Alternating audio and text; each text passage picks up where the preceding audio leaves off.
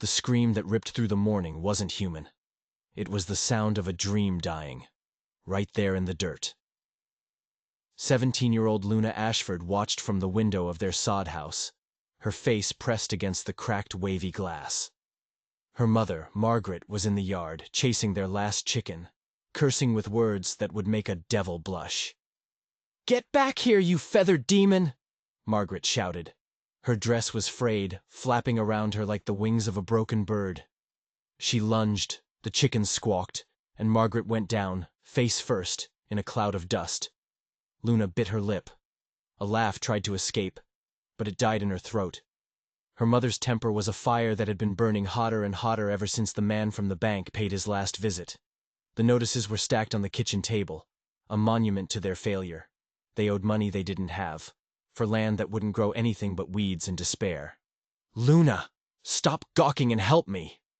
But Luna was frozen, not by laziness, by fear, because Mrs. Henderson was walking up their path, and visitors meant one thing: stares, whispers, and then the long, tired explanations from her mother about why her daughter looked like winter had claimed her soul. In the glass, Luna saw the reflection that haunted her every waking moment: hair as white as bone, skin as pale as snow, and eyes the color of a bloody sunrise, pink and strange and wrong. The other children called her Ghost Girl. The adults were worse. They'd cross themselves when they saw her, muttering about curses and bad omens. "Morning, Margaret," Mrs. Henderson called, her voice thin and reedy. Her eyes flicked to the window, to Luna, and the look was always the same: fear, pity, disgust, a cocktail of cruelty served with a neighborly smile. "How are you folks managing?" Margaret scrambled to her feet, brushing dirt from her dress. She forced a smile that didn't reach her haunted eyes. "Just fine, thank you. Luna's been a world of help with the books. Smart as a whip, that one." "I'm sure she is," Mrs. Henderson replied, but her tone said something else entirely. It said, "What good are books when you look like that?" Then she lowered her voice, leaning in conspiratorially. "Actually, Margaret, I came to warn you.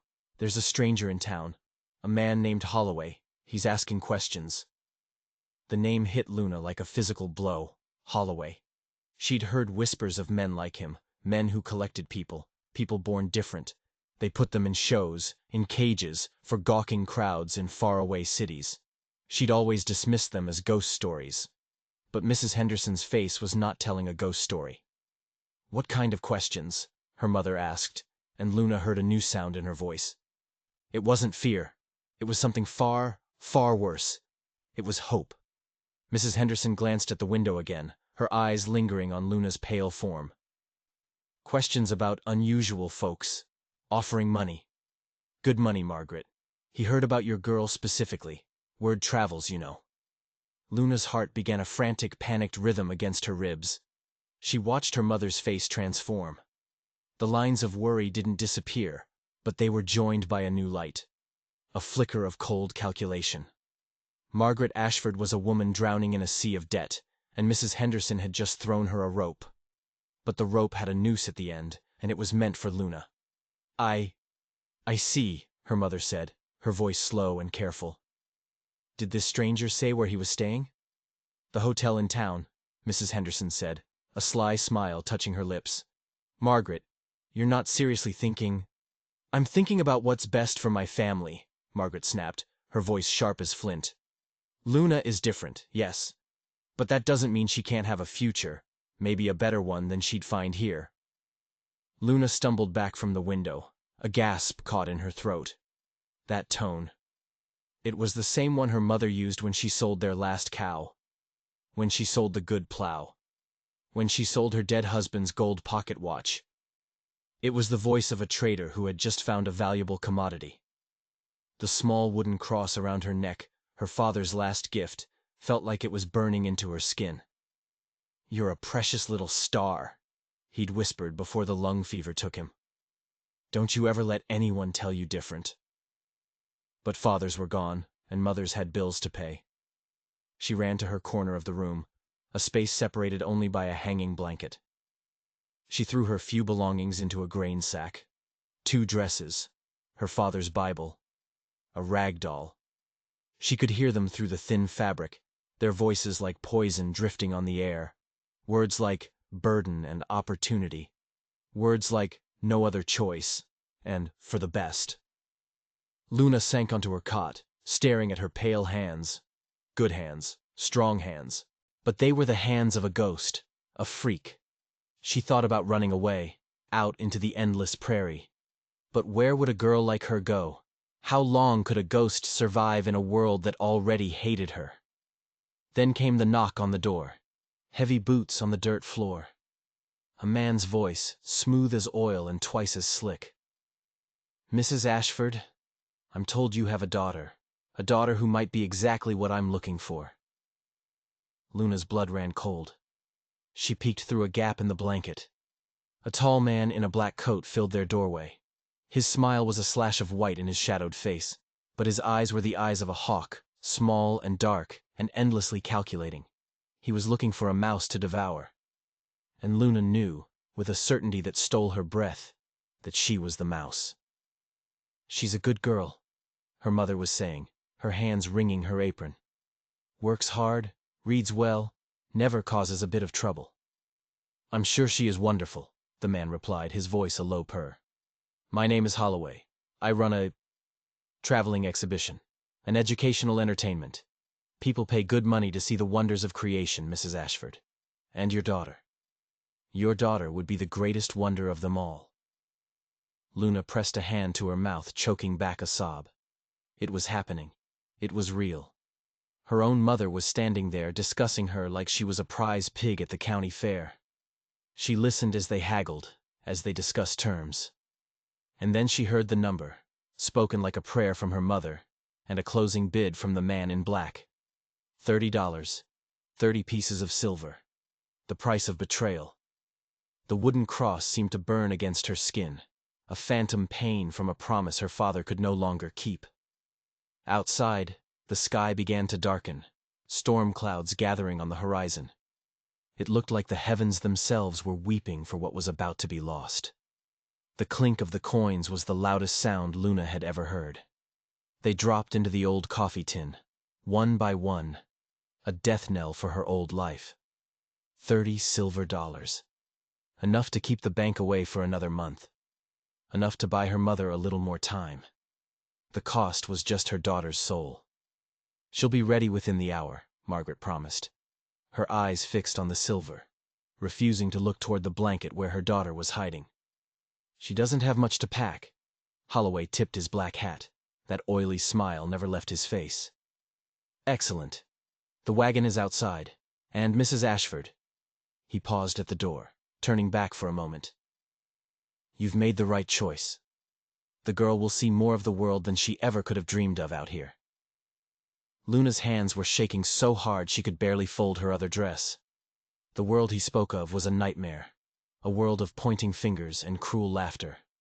A world where she was no longer a person, just a thing to be gawked at. "Luna," her mother's voice, soft and broken, came from the other side of the blanket. "Come out, child. We need to talk." Luna pushed through the hanging fabric, clutching her grain sack like a shield. Her mother sat at the kitchen table, staring at the 30 silver coins as if they were jewels. "You don't understand how hard this is," Margaret began, her voice thick with unshed tears. "The bank. Mrs. Patterson at the store. We're about to lose everything your father worked for." "So you're selling me instead?" The words came out cold and steady, a voice Luna didn't recognize as her own. "I'm giving you a chance." Her mother's head snapped up, her eyes blazing. "What future is there for you here? What man will have you? What family will accept you? This way you'll have a purpose. You'll be cared for." Purpose? The word was ash in Luna's mouth. Her purpose was to be a freak in a cage. "Did you ever love me?" she whispered, the question tearing from the deepest part of her. "Or was I always just something you were waiting to trade?" The slap was a crack of lightning in the small room. It snapped Luna's head to the side, and the taste of blood filled her mouth. Her mother's hand trembled as she lowered it, horror dawning in her eyes. "Don't you ever," Margaret breathed, her voice a ragged whisper. "Don't you ever say that. Everything I have ever done has been for you. This house, this land, it's all for you. If I could sell myself to pay the debts, I would. But nobody wants a used-up farm woman. They want you." Luna touched her stinging cheek. Outside, Holloway was whistling, readying his horses for the journey that would take her away from everything she had ever known. "I could work harder," she pleaded, a last desperate attempt. "I could take in laundry." "Mrs. Henderson says a lot of things," Margaret cut her off, her voice hard again. "But she doesn't say them when the bills are due. She doesn't say them when you're hungry, and all I have to give you are promises." Luna looked around the tiny sod house. It was broken and stained and poor. But it was her home. It was the only place she had ever felt safe. "What if I run?" she asked, her voice barely audible. Her mother let out a laugh that was sharp and cruel, like broken glass. "Run where? The nearest town is 40 miles away. You think your pale skin won't shine like a beacon in the night? You think the people out there will be any kinder than the ones here?" She was right. Luna knew she was right. The world was a dangerous place for a girl alone. The dangers of the prairie were just as monstrous as the man waiting outside. "Time to go, Miss Ashford," Holloway called from the doorway. Luna picked up her sack. Each step toward the door felt like a step toward her own grave. At the threshold, she turned for one last look. Her mother was hunched over the table, her shoulders shaking with silent sobs. The 30 silver coins glittered in the dim light, like fallen stars, beautiful and cold, and impossibly far away. "I forgive you, Mama," Luna said, though the words felt like swallowing stones. "But I will never forget that when I needed you most, you chose money over me." She didn't wait for an answer. She walked out into the gathering storm, toward the black wagon that waited like a hearse. The wagon lurched into a deep rut, and Luna's teeth clicked together. She gripped the wooden side, her knuckles white, as dust swirled around them. Holloway was whistling some cheerful hymn, completely untroubled by the fact that he'd just purchased a human being for the price of a decent horse. "How much further?" Luna asked, her voice tight. "Oh, we're not heading to the show just yet, Missy," Holloway said with that snake-like smile. "Gotta stop to make in Millbrook first. Supplies to pick up. And another acquisition." Another one? The thought made Luna's stomach clench. Someone else was about to have their life stolen from them. The sun was a merciless hammer in the sky. Luna could feel her pale skin starting to burn, even under the wide brim of her hat. Her water was almost gone, but Holloway hadn't offered to stop at the last creek they'd passed. He just kept whistling. Luna closed her eyes, trying to transport herself away from this waking nightmare. But there was no escape. "Ever been to a real city before?" Holloway asked, breaking the silence. "No, sir." "Well, you're in for a treat. Millbrook's got over 2,000 souls, streets made of actual wood planks, a hotel with glass in every window." The idea of so many people, so many eyes, made Luna's chest feel tight. The wagon crested a hill, and she gasped. Below them, a sprawling town lay in the valley, smoke rising from 100 chimneys. It was the biggest place she had ever seen. The noise hit her first, a wall of sound. Horses, wagons, shouting men, barking dogs. Then the smells, manure and cooking food and unwashed bodies. People stopped and stared as they rolled down the main street. Luna pulled her hat lower, but it was useless. A group of boys ran alongside the wagon, pointing and jeering. "Look, it's a ghost!" one of them shouted. Another threw a small rock that bounced off the wagon's side.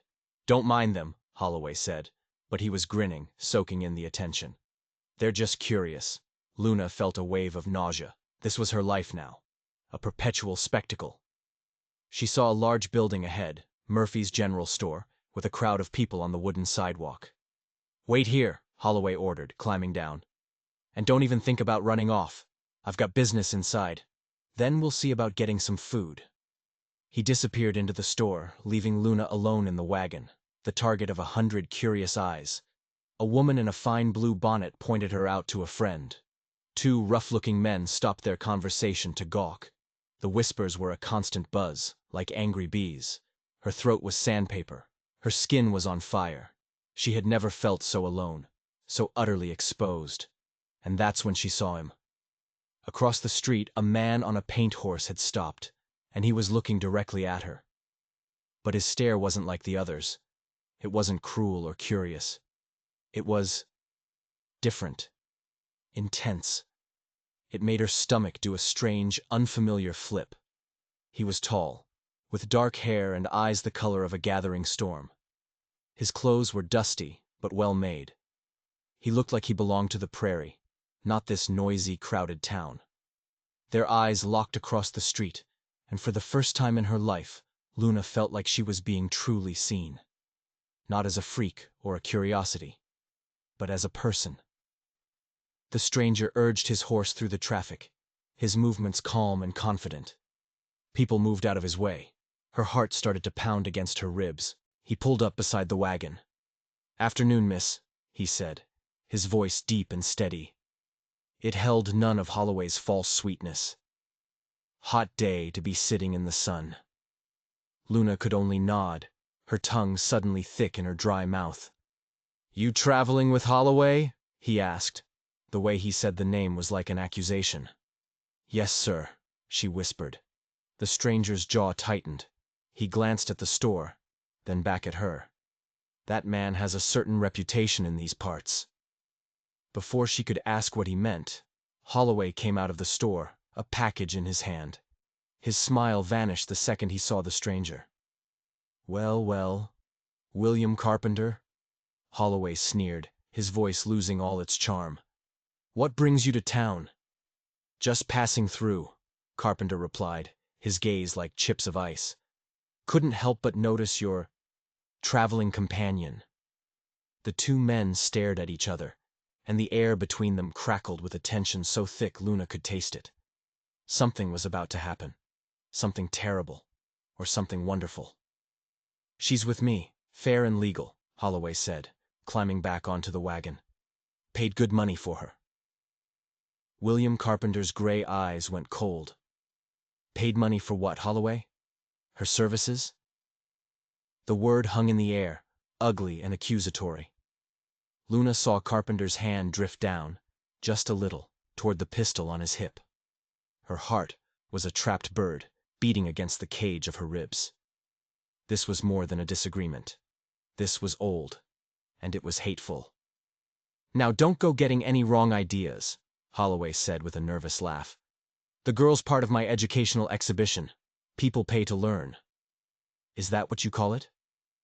Carpenter's voice was quiet, but it cut through the street noise like a razor. The crowd was starting to notice, sensing a fight. "Her mother signed the papers," Holloway blustered, patting his coat pocket. "All legal. She's my responsibility now." Carpenter's eyes found Luna's again, and she saw a flicker of something that made her breath catch. It wasn't pity. It was a fierce, protective anger. An anger for her. "Miss," he said, his voice gentle, "is this what you want?" The question was a thunderclap. No one had ever asked her that. Not in her entire life. Her wants, her feelings, had never been part of the equation. She started, but the words wouldn't come. What could she say? That she was terrified? That her own mother had sold her? That she would rather die than be put on display? "She doesn't need to want anything," Holloway snapped. "She has a contract." "Contracts can be broken," Carpenter said, swinging down from his horse. His boots hit the wooden planks with a solid, authoritative thud, especially when they involve selling human beings. "Now, you listen here." "No, you listen," Carpenter interrupted, stepping closer. Holloway actually took a step back. "I know about your show, Holloway. I know what happened to that Cherokee boy you bought in Kansas 2 years ago." Holloway's face went white. Whatever happened to that boy, it was a secret he didn't want told in a crowded street.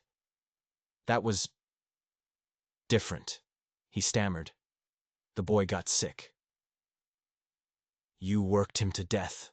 Carpenter's voice was like stone.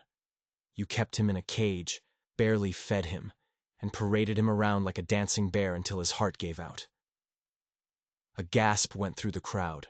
Luna's hands began to shake uncontrollably. A cage. That was her future. A slow, miserable death for the entertainment of strangers. "I'd like to make you an offer," Carpenter said, his voice ringing with authority. "She's not for sale." "Everything is for sale, Holloway. You taught me that." Carpenter reached into his vest and pulled out a leather pouch. $50. Cash. Luna gasped. $50 was a fortune. It was almost double what Holloway had paid her mother. It was enough to buy her freedom. Holloway's eyes widened, the greed unmistakable. Luna could see the gears turning in his head. A quick $20 profit, with none of the trouble of feeding her, housing her, or dealing with people like William Carpenter. 60, Holloway said, his voice slick with avarice. Done. Carpenter didn't hesitate. He counted out the coins right there in the street, the silver glinting in the afternoon sun. "And I want the papers, the ones her mother signed." Holloway snatched the money and handed over the contract with a speed that told Luna everything. He'd been looking for a way out. Maybe he'd realized that a girl like her was more trouble than she was worth. "Pleasure doing business with you," Holloway sneered, scrambling back onto his wagon. "She's all yours now." He cracked the reins and the wagon rumbled away, leaving Luna standing on a wooden sidewalk in a strange town, now the property of another man she didn't know. The crowd began to disperse, disappointed the show was over. Soon, it was just her and William Carpenter, standing in the fading orange light. "Well," he said quietly, "I suppose we ought to talk." Luna nodded, unable to trust her own voice. Her entire world had been turned upside down, twice, in the space of a single day. "There's a boarding house down the street," he continued. "Clean rooms, good food. You can stay the night there. We'll figure things out in the morning." "Figure what out?" she asked, her voice a whisper. He looked at her with those storm cloud eyes, and for the first time, she saw a hint of a smile. "What you want to do next, where you want to go, who you want to be." The questions were so big, so overwhelming, she felt dizzy. The idea of choice was a foreign country she'd never been allowed to visit. "I don't have any money," she said, the words tasting like shame. "That's not your concern right now," he said, gathering his horse's reins. "Come on. Let's get you something to eat." As they walked down the crowded street, Luna caught her reflection in a shop window. For the first time, she didn't flinch away from her own image. She saw her pale skin, her pink eyes, and beside her, the tall, quiet man who had just spent a small fortune to give her back her life. She didn't know who William Carpenter was, or why he had helped her. But as she followed him toward the boarding house, a tiny, fragile seed of hope began to sprout in the barren wasteland of her heart. For the first time in 17 years, she wasn't afraid of what tomorrow might bring. She was excited to find out. The gunshot echoed across the prairie, a sharp crack of thunder under a cloudless sky. The chickens scattered, a flurry of squawking and feathers. Luna dropped the feed bucket, her heart slamming against her ribs as she spun around. On the ridge overlooking William's ranch, 3 riders sat silhouetted against the morning sun. "Get inside, Luna!" William's voice was a low growl from behind her. He'd come from the barn, his rifle already in his hands, his gray eyes narrowed and fixed on the men on the ridge. But Luna couldn't move. She knew the man in the middle, the arrogant way he sat his horse, like a king surveying his domain. Holloway was back, and this time, he wasn't alone. The riders made their way down the slope, slow and deliberate. The 2 men with Holloway were rough, their faces scarred maps of barroom brawls and hard living. Their hands never strayed far from the guns on their hips. "William Carpenter," Holloway called out, his voice dripping with false cheer. "A beautiful morning for business, wouldn't you say?" William didn't lower the rifle. "State your business, Holloway, and then get off my land. You're not welcome here." Holloway's smile was all teeth.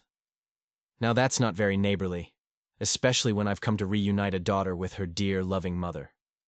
As he spoke, a 4th figure appeared from behind the others. A woman on a tired old mare, her shoulders slumped in defeat. Luna's breath hitched. "Mama!"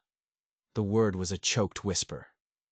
Margaret Ashford looked up, and across the dusty yard their eyes met.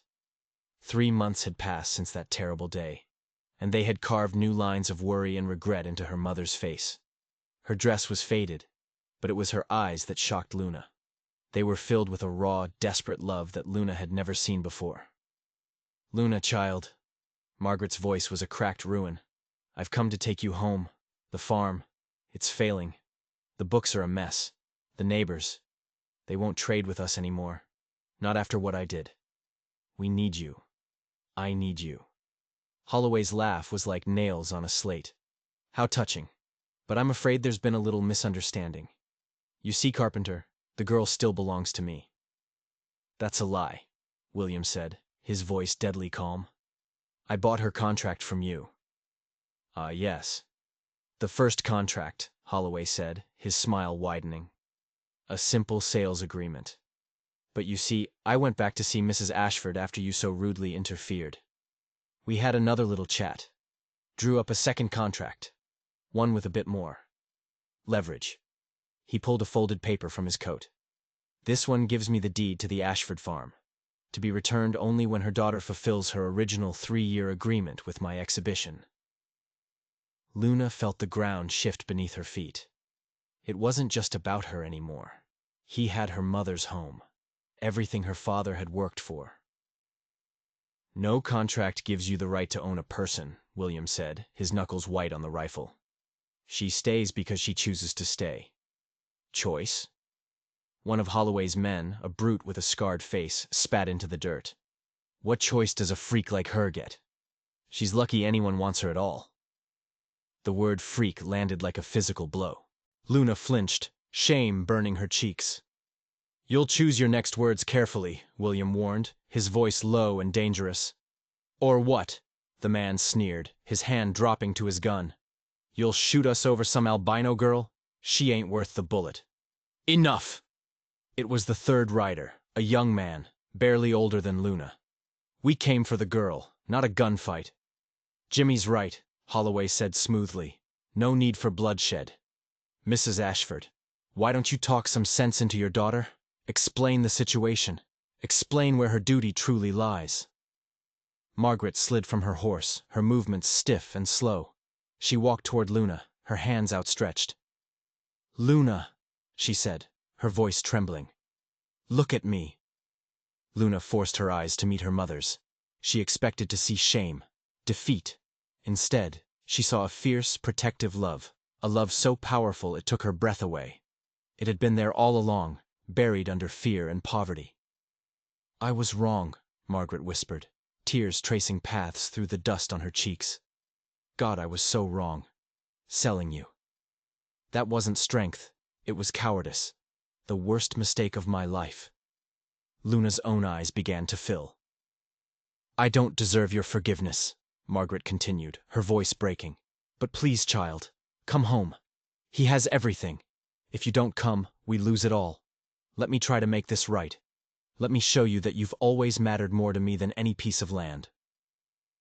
For a heart-stopping moment, Luna considered it. The lonely child inside her yearned for that love, that acceptance.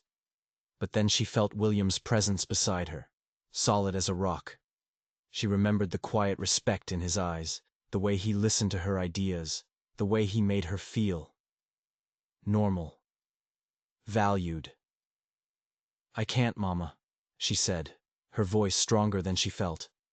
"I can't go back to being your secret, your burden. And I won't be his property." Margaret's face crumpled. "But the farm—" "This is all very moving," Holloway interrupted, swinging down from his horse. "But my patience is wearing thin. The girl comes with me." "Like hell she does." William stepped forward, placing himself between them. "Be reasonable, Carpenter," Holloway said, his voice slick. "What life can you offer her here? Marriage? A place in society? No decent family will ever accept her. Her children would be cursed with the same affliction. With me, she'll be famous. A star. What more could someone like her ever hope for?" The cruel words were arrows, each one finding its mark in Luna's deepest fears. She looked at William, waiting for him to fight back, to deny the poison Holloway was spewing. But William was silent. His jaw was tight, his face a mask of conflict. And in that terrible silence, Luna saw the truth. He cared for her, yes. But Holloway was right. The world would never see her as anything more than a freak. And William knew it too. He didn't know how to protect her from that. The hope that had bloomed in her heart withered and died. In that moment she understood. There was no escape. Not from Holloway, not from what she was. Her mother had sold her to save a farm. And now, it seemed William might let her go to save her from a life of heartbreak. She was truly, completely alone. Thunder cracked across the prairie, a deep, guttural roar that wasn't thunder at all. Luna's head snapped up. Her hands, covered in garden dirt, went still. "Fire," William breathed, appearing at her side. His face was a pale mask under his tan, his gray eyes wide with a terror she had never seen in him. Prairie fire, and it's moving fast. On the eastern horizon, a line of black smoke was scrawled against the sky. As they watched, it grew, swelling into a monstrous, churning cloud that blotted out the sun, turning the afternoon light a hellish, bloody orange. "How far?" she asked, her voice trembling. 5 miles. Maybe less. With this wind." He didn't have to finish. A prairie fire, pushed by the wind, moved faster than a galloping horse. It devoured everything. Holloway and his men had seen it too. The scarred man, Polk, was already turning his horse, his face tight with fear. "We have to ride, boss. Now." "The horses won't outrun it," William said, his voice flat and grim. "Not carrying all of us. Not against that wind." Panic began to set in. Luna's mind raced. The creek was too shallow. The barn was a tinderbox. The house. Maybe. But maybe wasn't good enough. And then she remembered. Something William had told her weeks ago. A story about the man who'd built this ranch. Old Jacob Mueller. A cautious man. A man who prepared for the worst. "The root cellar," she said, the words bursting out of her. Everyone turned to stare. Holloway, his men, her mother, William. "Behind the house," she explained, her words tumbling over each other. "Built into the hillside. You told me Muller dug it deep, with stone walls and a heavy door." Understanding dawned in William's eyes. "It might work. It's our only chance." "A chance to get buried alive?" Holloway sneered. "I'll take my odds on horseback." "Then ride," William shot back. "But Luna and her mother are going in the cellar." "I'm not leaving my daughter," Margaret said, her voice quiet but firm as steel. The wall of fire was closer now, a rolling, roaring monster of flame and black smoke. The sound was a physical thing, a deafening roar that shook the very ground. "The cellar!" Luna screamed, already running. She didn't wait for the others. She ran for the small hill behind the house, tearing at the thorny rose bushes that hid the cellar door. The thorns ripped at her hands, but she didn't feel the pain. William was right behind her, his strong hands joining hers to haul the heavy wooden door open. The air that rushed out was cool and musty, smelling of earth and damp stone. "Get in!" William yelled over the roar. There was no more arguing. They scrambled into the darkness. Luna, her mother, then Holloway and his 2 men, their bravado gone, replaced by the primal fear of being burned alive. William came last, pulling the thick door shut with a boom that sealed them in total, suffocating darkness. Someone, the young man Jimmy, struck a match. The tiny flame illuminated 7 terrified faces. "How long do we wait?" Margaret whispered. "As long as it takes," William said, but Luna could hear the doubt in his voice. The roar grew louder, becoming an all-consuming, world-ending sound. The ground trembled. The temperature inside the tiny cellar began to climb. It was getting hard to breathe. Luna found herself pressed against William's side, his presence the only solid thing in a world that was being consumed by fire. "To fight the terror," she whispered. "Tell me about the stars, William. Tell me about the constellations." And in the hot, suffocating dark, as hell raged just a few feet above their heads, his steady voice began to paint pictures of the night sky. Margaret took her other hand, her grip tight and reassuring. Even Holloway was silent, his greed and cruelty meaningless in the face of nature's wrath. The roar reached a deafening crescendo, and then, slowly, it began to change. The earth stopped shaking. The intense heat began to lessen. The roar faded, replaced by an eerie silence. They waited for what felt like an eternity before William dared to push open the door. Light flooded in, but it was a strange, alien light, filtered through a thick haze of smoke and ash. Luna climbed out first, and the sight that met her eyes stole the breath from her lungs. The world was gone. In its place was a blackened, smoldering wasteland. The prairie was a carpet of ash. The barn was a pile of smoking timbers. But the house was still standing, its walls scorched but intact. The well was safe. They were alive. "We're alive," Margaret breathed, the words a prayer of disbelief. "Thanks to Luna," William said, his voice thick with emotion. "She remembered the cellar when the rest of us were too scared to think." Holloway crawled out last, his fine coat covered in dust and cobwebs. He looked at the devastation, a look of pure, calculated loss on his face. His business model depended on towns and ranches, and the fire had just wiped out half his territory. "Well," he said, brushing ash from his sleeve, "this certainly changes things." But Luna wasn't looking at Holloway. She was looking at her mother, who was looking at her with an expression of pure, unadulterated pride. And she was feeling William's hand on her shoulder, solid and real. For the first time, Luna Ashford didn't feel like a freak or a burden. She felt like a survivor, a hero. The fire had taken almost everything, but it had given her back something she thought she'd lost forever: her own worth. The ground was still hot to the touch. Twisted fence posts stuck out of the blackened earth like broken bones. Half of William's cattle lay dead in what used to be a pasture. It was a vision of ruin. "My God," Margaret whispered. Holloway kicked at a piece of charred wood, cursing. "Waste of a trip. There's nothing here for me now." He turned to his men. "Let's go." But Luna's eyes were on William. He was walking through the wreckage of his life's work.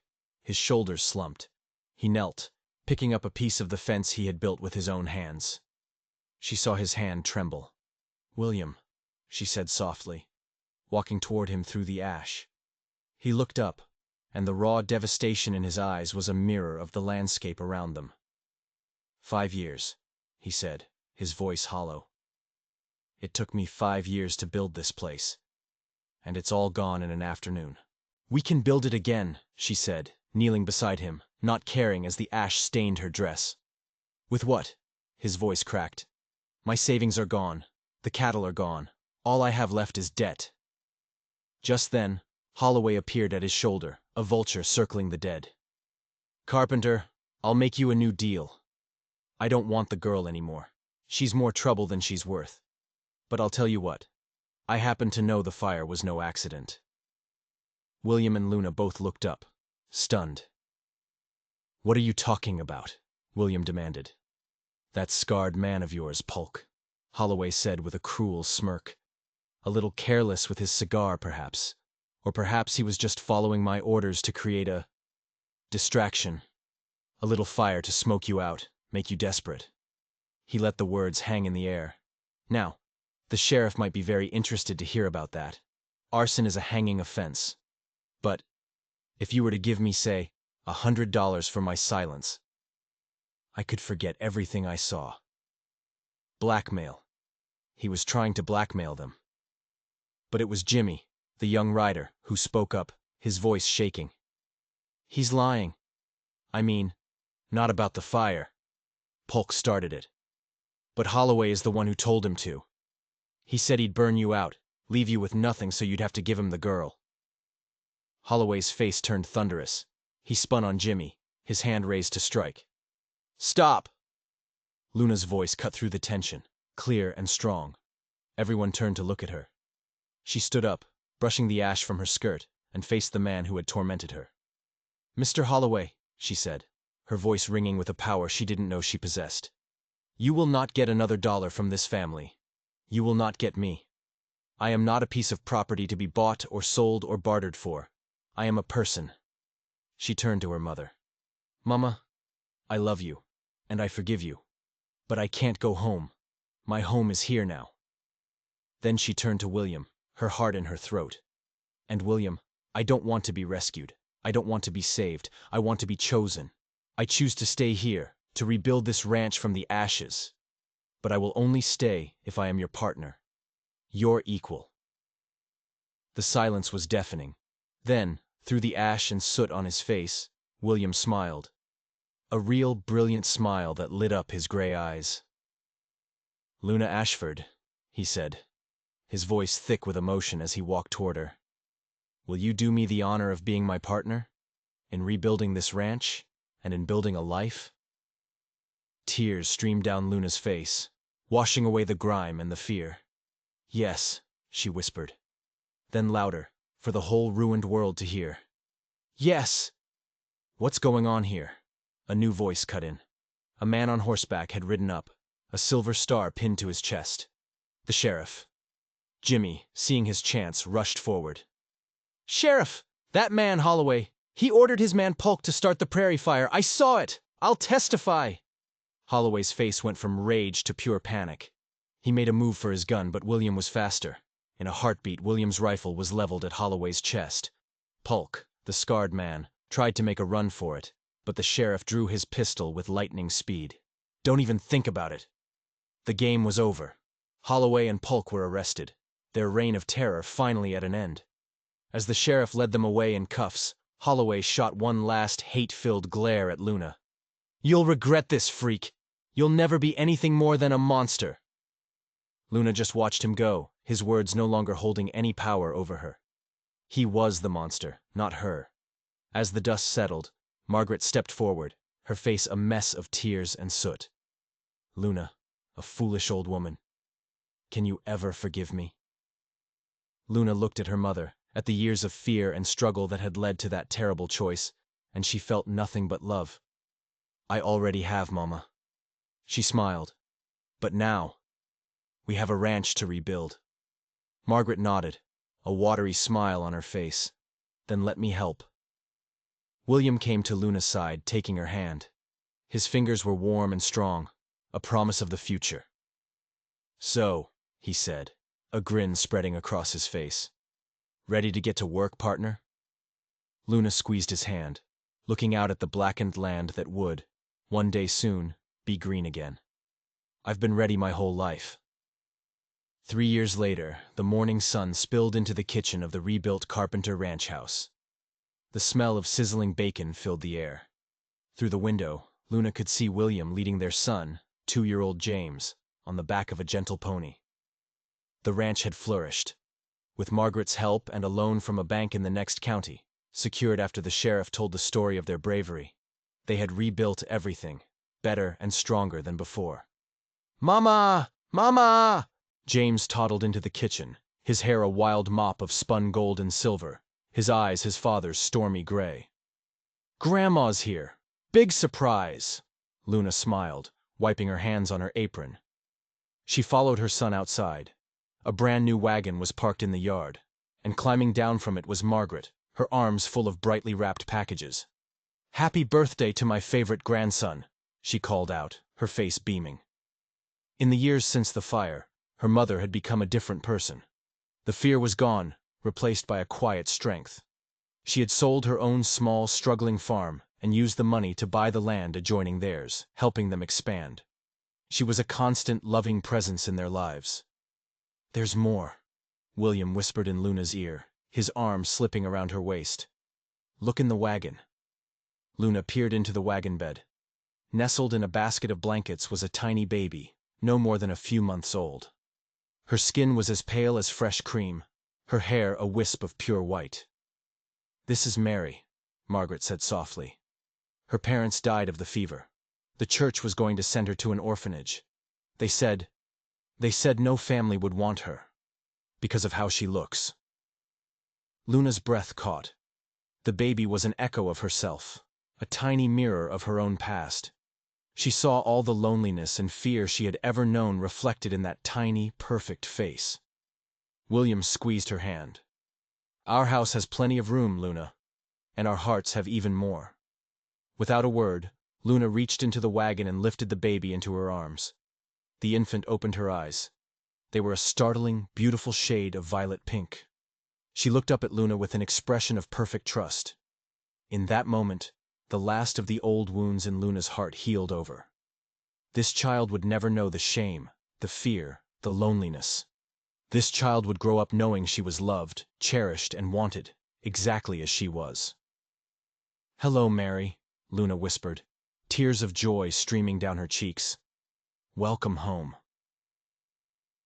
That evening, the family sat on the front porch, a symphony of prairie night sounds around them. Margaret rocked baby Mary, humming a soft lullaby. James chased fireflies in the yard, his laughter like tiny bells. William sat beside Luna on the swing he'd built for her, their hands intertwined. "Do you ever regret it?"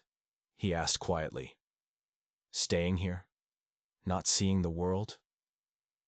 Luna looked at the sturdy house they had built with their own hands. She looked at her son, her mother, the beautiful new daughter sleeping in her grandmother's arms. She looked at the man beside her, the man who had seen not a freak, but a star. "The world is right here," she said softly, her heart full to bursting. "Everything I ever dreamed of. It's all right here." A meteor streaked across the inky blackness of the sky, a fleeting trail of silver dust. "Look, Mama!" James shouted, pointing. "A falling star!" "Make a wish, sweetheart," Luna called back to him. But as she sat there, wrapped in the warmth of her family's love, Luna knew she had no wishes left to make. They had all come true. If you enjoyed this story of survival, love, and finding your own worth, don't forget to like this video and subscribe for more tales from the shadows of history.